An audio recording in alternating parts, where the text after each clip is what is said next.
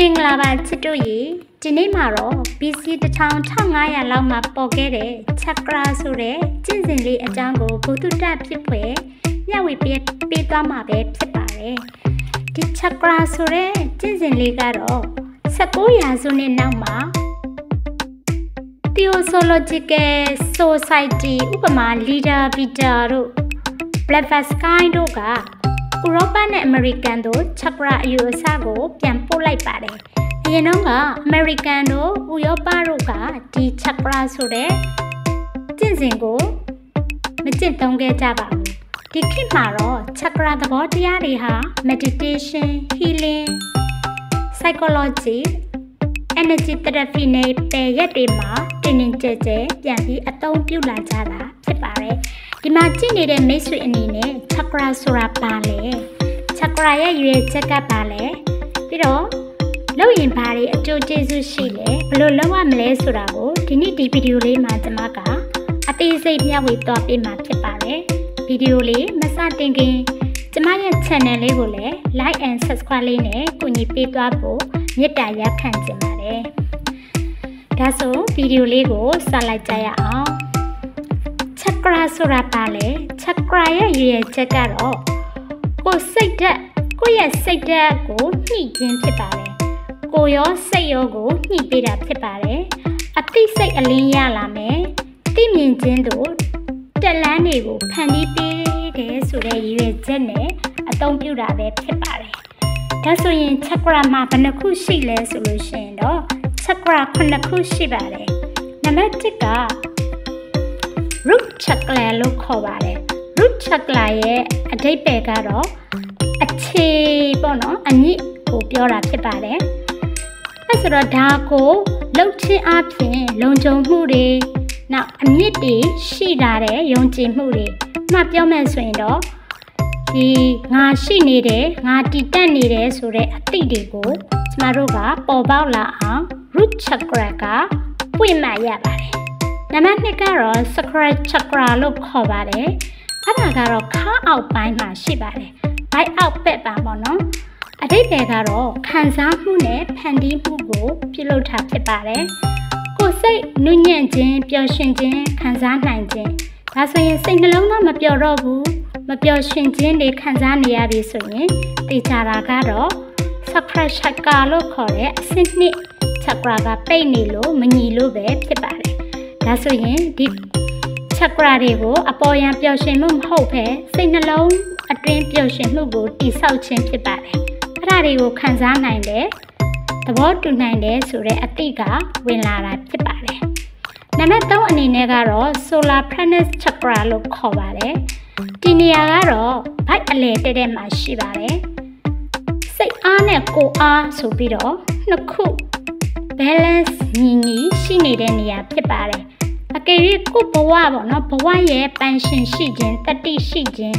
ဒီဟာတွေအားလုံးကိုကသင်ယူမယ်ဆိုလို့ရှိရင်တော့စိတ်အားနဲ့ကိုယ်အားနှစ်ခုသလုံး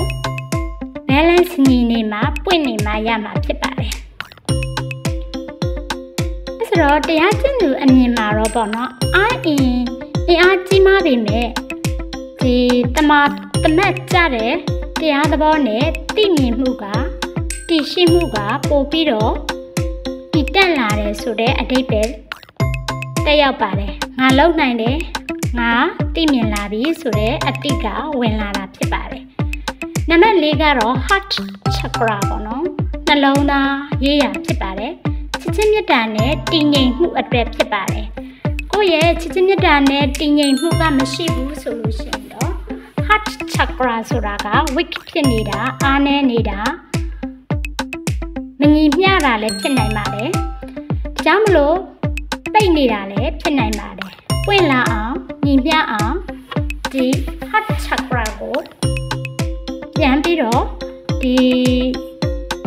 ပွင့်ပေးလို့ရပါတယ်အဲ့ဒါဆိုလို့ရှိရင်တော့တန်ဝေကန်းနဲ့နူးညံ့မှုတွေကတွဲသွားတဲ့အချစ်လိုမျိုးဖြစ်တယ်ဒါဆိုရင်ငါချစ်တယ်ငါလက်ခံတယ်ဆိုတဲ့အသည့်တွေကဝင်လာမှာပဲဖြစ်ပါတယ်နံပါတ်5ကတော့ throat chakra လို့ခေါ်ပါတယ်ဒီနေရာလဲချောင်းမှာရှိပါတယ်အဓိပ္ပာယ်ကသမတ်မြတ်တဲ့အတန်ပေါ့နော်ပြီးရင်တည်ငြိမ်နေတဲ့တ န်နဲ့ဖြစ်နေတဲ့အတန်ပြောဆိုခြင်းတောင့်တင်းမှုမရှိဘဲနဲ့ပျော့ပျော့ပြောင်းပြောင်းပြောနိုင်ခြင်းကိုသရုပ်ချက်ကာ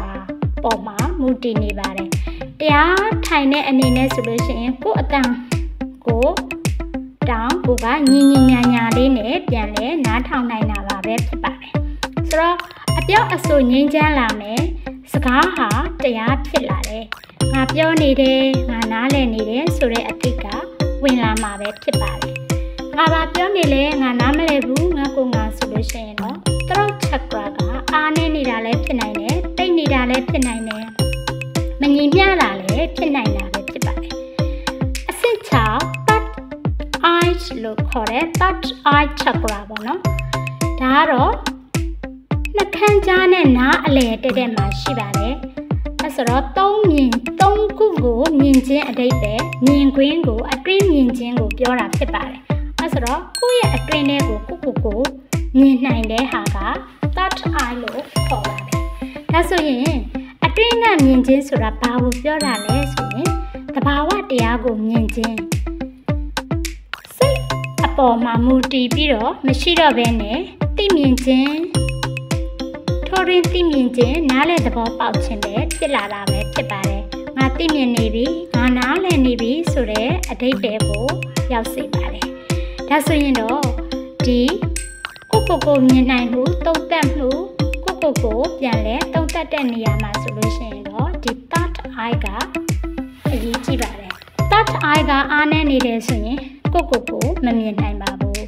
အဲဆိုတော့နောက်ဆုံးအဆင့်9ကတော့ crown chakra ပဲဖြစ်ပါတယ်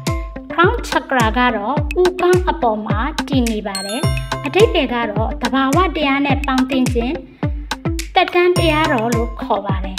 ဒါဆိုရင်ဒါကိုဘယ်မှာအသုံးပြုမလဲဆိုရင်ဘုသူတ္တအလင်း